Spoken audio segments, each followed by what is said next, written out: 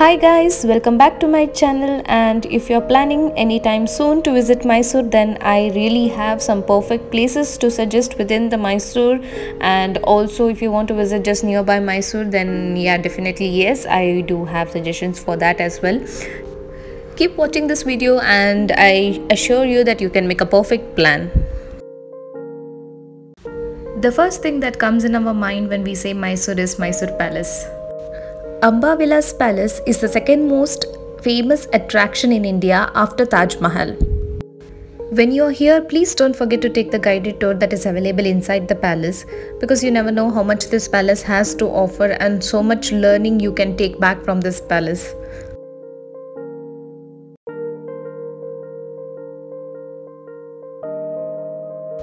You can also spend time with some of the palace elephants, and also you can take some pictures over there, and if you have kids then maybe you could just don't want to miss this.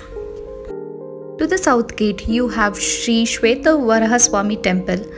They say that if you visit this temple, most of your wishes will come true.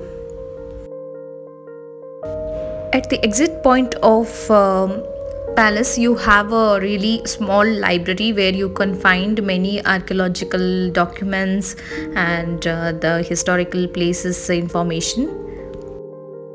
The next place you can visit is Brindavan Gardens. I suggest you go to this place in the evening times where there is a little bit of daylight, and then you can wait for some time and witness the beautiful show.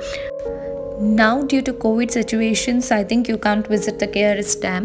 So if you're coming when there is a relaxation, maybe you could visit the backwaters and the KRS Dams as well. Every 15 minutes from evening 6 o'clock you will have musical fountains. Please don't miss that. The next place that I would recommend is Chamundi Hill. So if you haven't watched my video about Chamundi Hill, please click on the iCard or go back to the description and check there. I've given the complete information where to go and what all to do when you're visiting to Chamundi Hill. So you can either go to the temple, and if you're going during the evening times, please make sure that you see the city lights from the viewpoint. So which point to go to view the lights also have mentioned where it is less crowded.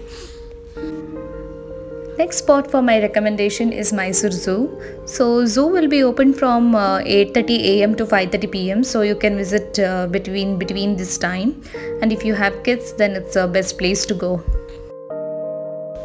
Okay, moving to the next stop, it is Karanji Lake. You can either go in the morning or evening times here. Visiting time is 8:30 AM to 5:30 PM, and please note that on Tuesdays it is closed. Next you have Lingam Buddhi Lake, which is famous for bird species.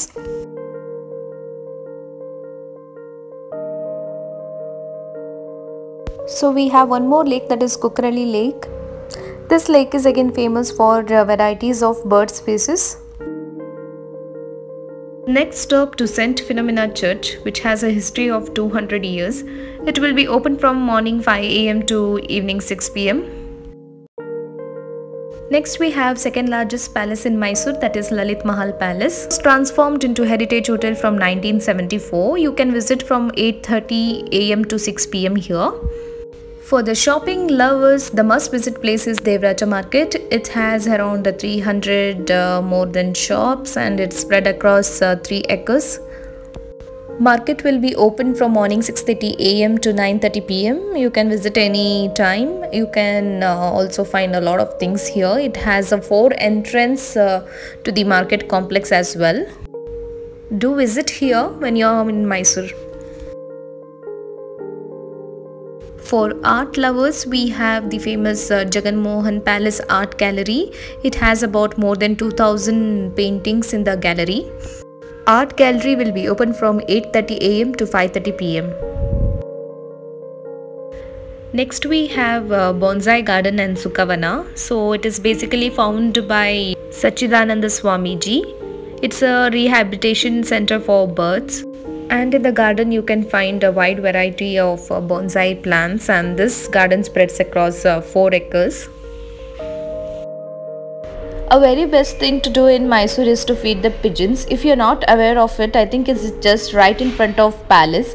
Hundreds of birds come here every day in the morning, and you can see in this video as well. This will be like really beautiful.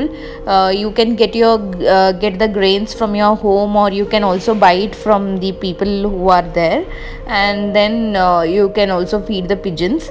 So this is one mind relaxing kind of a thing, so you can try this when you are in Mysore. And for this, usually people go from morning 6 o'clock to 7:38. So after 8 o'clock all these birds just disappear, and this place will be utilized for parking.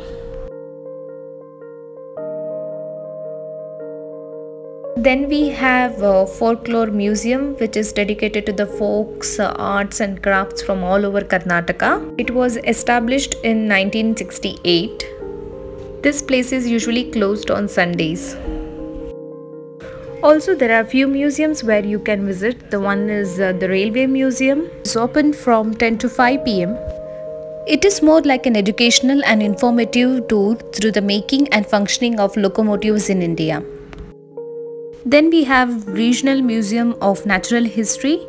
This is one of the units of National Museum of Natural History, and it has been constructed for educating people about nature and its preservation.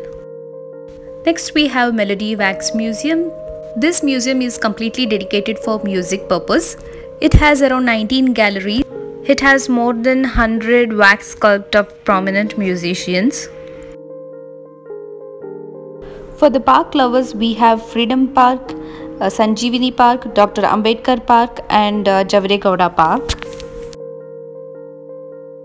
If somebody is interested in buying Mysore silk, please visit the Government Mysore Silk Factory, and you have varieties of pure Mysore silk collection over there. That was all about the places within Mysore. So next video will be all about the places nearby Mysore. So don't forget to watch that as well.